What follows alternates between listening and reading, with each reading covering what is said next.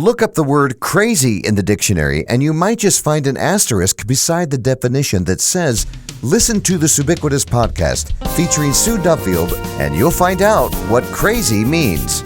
Sue's travelogue journey of unfiltered stories, impossible miracles, and faith-filled fun will be revisited right here. So buckle up and let's get going with this humorous travelogue of an unfiltered saint, Subiquitous. This is episode number 126, and we are right in the middle of one of the most amazing experiences. If you're a sports fan, especially if you're from Philadelphia, you're going to be out of your mind in the next several days. What is the definition of fandom? Well, it's the state or condition of being a fan of someone or something. I have been also a fan of Jeff Duffield for probably 50 years or more. Or at least 60 minutes. And, you know, if people could be with us on a regular basis and hear our conversations, we talk fun and we talk spiritual, but we also talk a lot about what we love, and that's sports. And you are a blessed man, as what I'm finding out. A lot of husbands who wish that their wives would at least be with them on this journey. So you are a blessed man. I don't disagree. I have found that to be the case for many, many years. I know. It's great. Well, you were the athlete in school. I was not. Well, I don't know that I was a great athlete, but I didn't say great. I said you were an athlete. There's a difference. But you were better than me. I did not participate. But we've had this discussion, though. I bet, though, you probably would have been more involved in sports had you not lived, 10 miles outside of town from your high school. Well, that wasn't the problem as much as that I didn't have a ride. Well, my father worked out of town, drove out of town every day, and my mother never learned how to drive a car. I know. Which is a whole nother episode of your podcast. Well, the subtitle says, are you a fan or are you a follower? And, many of us describe ourselves as fans of something, whether it's a book or movie, a television show, or the Phillies or the Yankees or whatever, or Houston Astros. Or Yankees? Are they a baseball team? Or okay. Or the Eagles? I don't know. But what, Jeff, does it actually mean to be a fan or a true fan? Did you know that there are minimum requirements? And what is the origin of that term, to be a fan or a follower? And we probably don't meet the requirements. Well, in some ways, you're probably right. Because fans usually buy tickets to the games. Oh, well, we can't afford that. $1,200 to go. Well, it's not that we could, we could come up with the money, but I'll be honest. Well, really? Were we you hiding could. Money somewhere? No, we could. I said come up with. That doesn't mean it's, no, but it's, I have better uses. I know. For money, especially when you can watch it on television. Well, and that we're going to talk about for free. We can actually have our beautiful, Samsung television that we got at Best Buy for a couple $100 and watch it and have a wonderful time. And no one's going to pour beer on me. Oh, that's right. I won't get wet. No. I won't get cold. That's right. I won't be sitting in a seat jammed in with 46 other thousand individuals. So did you know this, that a fan, in definition from Merriam-Webster's dictionary, says it's an ardent admirer or an enthusiast, but the word is also a shortened form of the word fanatic. Right. Which, if you go and look at the greatest mascot that was ever created in Major League Baseball, is the Philadelphia Fanatic. Yeah, and that is true. spelled with a PH rather than the F. The Fanatic. And because he's the Phillies hero. are spelled PH. But it comes from the Latin word fanaticus. Why am I not surprised? Doesn't that sound like something from a Mel Brooks movie? Spartacus. That's right. And the term was once used to describe individuals who had been inspired or captivated by a deity. Think about that. Well, they're not deities, but they are good baseball players. Yeah. Alternatively, though, the word may also derive from the word fancy. It's interesting. Okay. So there's more to being a fan than just the origin of the word. Fans are people like us who passionately support and admire and celebrate a particular person or a company or a product or a brand. And Specific, though, fandoms or fan communities even have their own nicknames. Did you know what the Star Trek fans are called? Trekkies. Trekkies. Did you know what Taylor Swift's fan base are called? We may have to edit this. Let's go with, I'll be kind. Let's go Swifties. That's exactly Well, right. I mean, that one's kind of easy. Well, You're teeing them up for me. Do you know what a Sue Duffield fan is called? Again, this one may have to be edited, and a lot of things depend on my answer to this. Well, actually, I have been called, and this goes back, and I thank several people who We helped wouldn't me call to have, you. Well, they know they call me the Subiquitous group. They love me because they call the Subiquitous people. Okay. All right. I did so not anyway, know that. Then we have I guess I should join. Where do I sign up? Well, there's a whole Subiquitous fan page on Facebook. I don't even think you're a member of. I don't think I know it exists. Well, see, I was a Subiquitous fan long before there was a Subiquitous. Okay. Well, what wasn't I? Yeah, well, anyway, but listen, these self-assigned labels lend followers a sense of identity and community and also denote a positive, familiar relationship with the object or franchise or person in question. Okay. So fandom is a euphoric way of getting close to the brand or the person that you really, really admire. Wow. So if you are a true blue fan, and we've talked about this before. Well, I guess I would qualify then as a true blue. Then it's easy for me to say. You're a true blue fan of the Phillies. Oh, I thought you were going to talk about me. I was. Well, yeah. Well, that goes without saying. Me. No, we just covered that. I said that. I was a Subiquitous fan long before there was a Subiquitous. But there's a difference now. See. Because if you are a true blue fan, now we go and we say, wait a minute, there's a difference. Because that means not only do you celebrate the Phillies when they're on their way to the World Series for their, this is what, their fifth time in their franchise? Eighth good guess. It is their eighth appearance. Eighth appearance, and they've only won two. 1980. 2008. Oh, that's right. Ask me how I know. Well, that's why you're on this episode, because you know everything about Phillies. Well, no, not everything. But the true blue fan is someone who we didn't just buy T-shirts and hats. Not this year, anyway. No, I have in my possession a Phillies jacket. That's right. That my father purchased for himself. That's right. Many years ago, I would say. From the information I received from my sister, it's at least 20 to almost maybe 25, maybe even 30 years ago. I don't think so.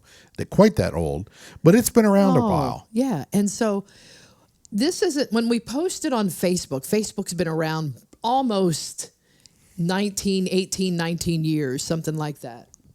And so people see us posting pictures about our favorite team and they're thinking, wow, they jumped on the bandwagon because the Phillies are winning. Oh, no, we're not that kind of fan. We have photographs, and you've published it, I believe, of our son David, who is now 37. He was maybe 3 or so, and you had him in a Phillies jacket and Phillies hat back then. So, and even Joe Bonsall, who I'm hoping will accept the invitation to be on this podcast. What a great time it would be to have him on here. Joe Bonsall. Yeah, you need to go. You need to reach out to Joe again. Yeah, he said physically he's not been well Yeah, that's recently. his problem. Yeah. But he did promise me that once he feels better. But anyway, he is a true blue Phillies fan who lives in Nashville, Tennessee. But grew up in Philadelphia. And if you follow him on Twitter, he's even more insane than we are now. Oh, no doubt. And justifiably, the Phillies are not known for making the World Series a lot of times. No. They've been around since 1883. Right. They lead the major leagues in losses. There were over 10,000 losses since 1883. That's not 1983. No. That's not, that's 1883. Right. That's a long time to be losing. So what you're saying is exactly what there's a definition according to the Bleacher Report. Okay. It argues that to be a true fan, you need to be as passionate when your team is losing as the same way you feel when they're winning. I can remember as a child of 9 years old, 1964. Why you talk like that? I don't know. It comes over me. Every once in a while, I take some medicine, it goes away. 1964, when the Phillies had their epic collapse. They were in first place most of the year. What year was that? 1964. See, I wasn't into Phillies. No, you were into whatever Barbie you were dolls into. Maybe, yeah, and beating up kids and stuff like that in your neighborhood. Well, that's true. But 1964 team led by the manager Gene Mauch. It had third baseman Richie Allen. Let's see, shortstop was Bobby Wine and Ruben Amaro Sr. That's right. Second baseman was Cookie Rojas. Now, I do remember that name because I liked the sound of it. Yeah. Cookie Rojas. Yep. The catcher was, no, that was not Don Demeter. No, he was not Don Demeter. It just went out of my head. I'll get back to that one. Johnny Callison was the right fielder. Right. Jim Bunning was one of the pitchers who pitched a perfect game on Father's Day of 1964, June 15th. That's exactly right. I do remember hearing about Art Mahaffey, Chris Short, Dallas Green, all pitched. Bo Belinsky. There's a name. No, you would not know. Was another pitcher on that team. So what you're saying is... And I remember that team that had a 12-game lead going into the last week of the season and lost 12 straight and lost the pennant to the St. Louis Cardinals. Now, let me ask you this. Who went on to win the World Series, by the way. Right. Richie Allen was the Rookie of the Year. We have watched this current team really play marginal during the regular season. I mean, they did okay. Well, they were losing up until June. I know. And now they had a losing all of record. A sudden, whoever's hot at the end of the year. Well, let me tell you a little sports information. What happened there? They didn't get hot, player-wise especially, but they fired the manager. Well, and that made the difference. I know. With them. I don't know. I don't know how. I don't know why, but the change in from then on, they were a winning team the rest of the season. So a sudden slide of your favorite team can send the Duffield family into a frenzy. It definitely sends us into mass frustration. Like, you crazy. And we have so many wonderful friends that have their own teams.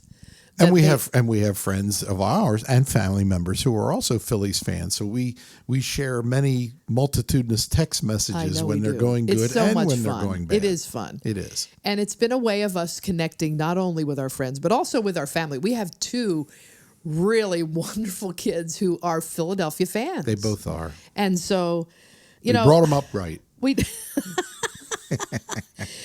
Well, so there are some, this is the new culture now. There are some new, what would we call this, I don't want to say woke, but it is kind of the community that's out there right now.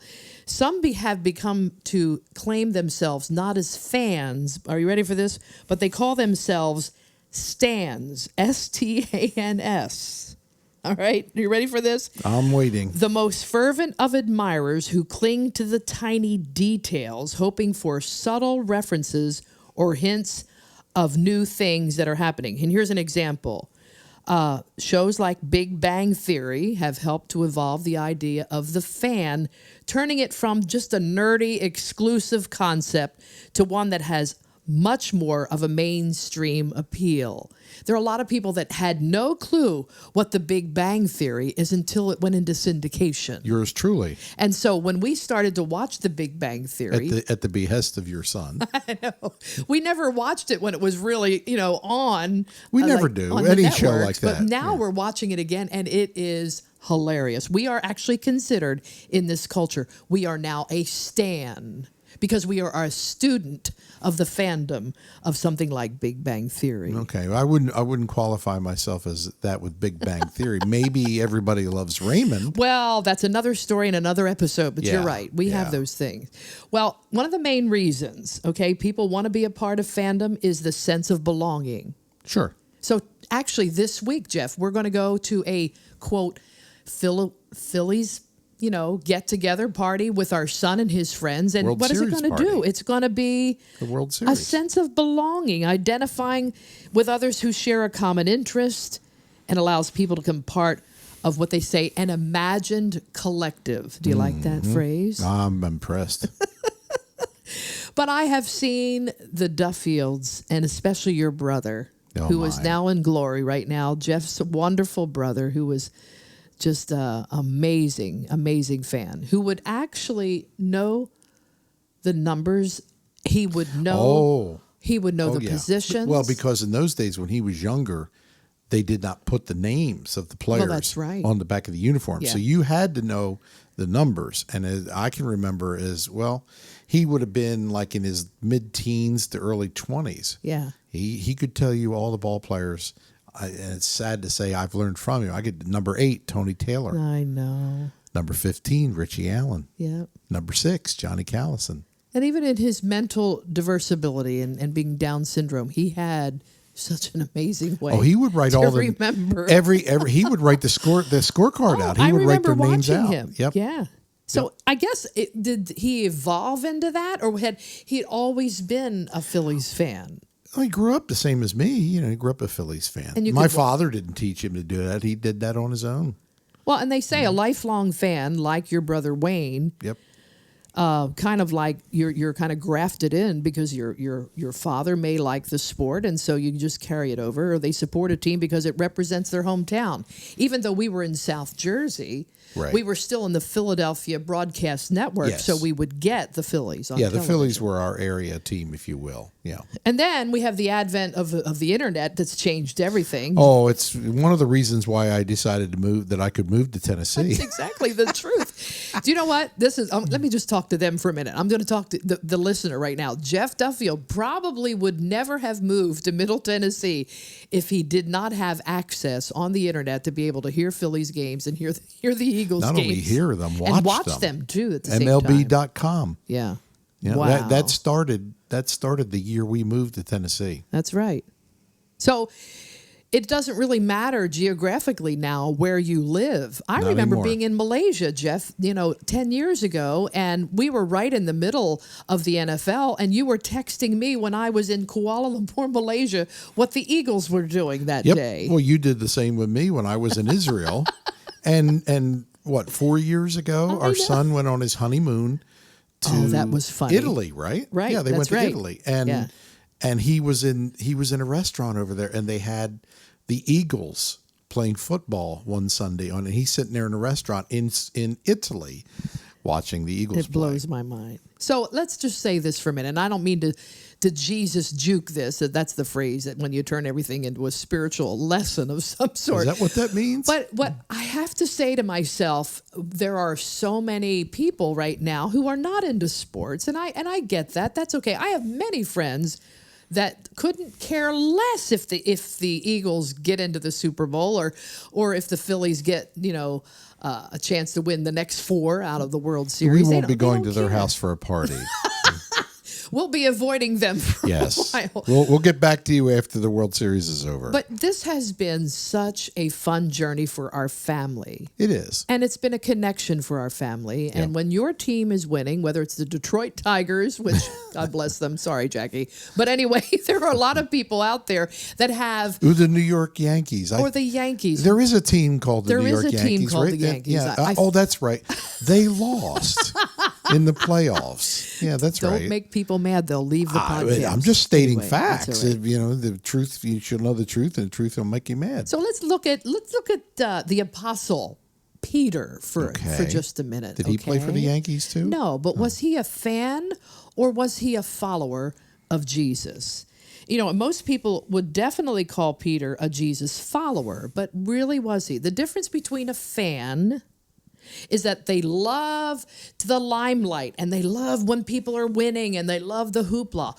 But a follower like you and I are of not only the Phillies, we were there when they were, some of the worst seasons of their time. Just a few years ago, pretty bad. And it was almost embarrassing to wear a Phillies t-shirt a few years ago. Yeah, but we did. But we did anyway. Why? Because we weren't just a fan. We were a Jesus and a Phillies follower. And I say that because Peter says, in his life and the people that surrounded him at the time, on the surface, he did follow Jesus almost everywhere. But like fans of football or baseball, I believe Peter bailed when Team Jesus appeared to be losing. That might be the denial. That's exactly right. Yeah. And so when Jesus was arrested and a girl pointed at Peter claiming he was he was one of Jesus' followers, Peter denied even knowing him. In fact, he denied Jesus 3 times. Rip that Jesus shirt off your body, Peter, if you're denying him when things aren't going according to what you think. They would say he broke his ankles jumping off the bandwagon in today's sports vernacular. Well, and you know what? To him, his team had not only lost, it had been dismantled, and he may have thought at the moment that it had been all for naught, but he certainly was not going to put his life on the line for what he now must have considered a total loss. Mm-hmm. Peter had everything in front of him, and instead, all of a sudden, everything looked like, Jesus goes to the cross with one follower out of the 12. It was not looking good in the fourth quarter. No, it was not. No. And it was only John. John followed Jesus to the cross and beyond, and you can read that in John 19, chapter and verse 26. So I got to tell you, the rest, they're only fans. I mean, they were fans at that moment in time. Now, those fans became followers after the resurrection. What would we call that? A fair weather friend or fan? Bandwagon jumper. Yeah, and they jumped back on the bandwagon. And when they thought everything was failing and falling apart, when they thought Jesus was just going to die and that was the end of the story, they gave up. They lacked loyalty and commitment, which they did eventually gain back and took that loyalty and commitment to the point of death themselves. But after they saw the resurrected Jesus.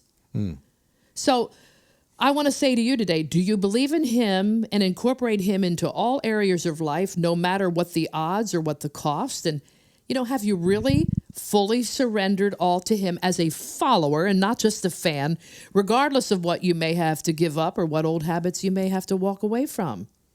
Is it possible to be saved just enough, but never have a deep, close personal relationship with God? I think so. Mm-hmm. I have seen the churchins of the world, and now the churchins are the internetins. They don't even go to the building anymore. These new terms are wearing me out. I made that one up. Okay. So Jesus wants you to follow him no matter what the sacrifice and no matter what the cost. No matter what the score is. And no matter what the score is. And no matter if the Phillies win the World Series, we don't really care. Yeah, we do. Oh, we do this time. But disclosure, we're not going to jump off a bridge. We are not. We're not even going to be miserable if they do not win. Right. We won't be disappointed, but life goes on. Right. And I got to tell you, this week, Jeff, this week. Just this week, I had a great little conversation. It was not very long with a young man from a church that we were ministering to this week. And he looked at me and he said, "You're not what I expected." And I asked him, the next question after that was, "Well, what were you expecting?" He said, "I was expecting for this to be a waste of my time and kind of be bored. But that was not the case." And he says, "You're my hero." And I thought, it is not.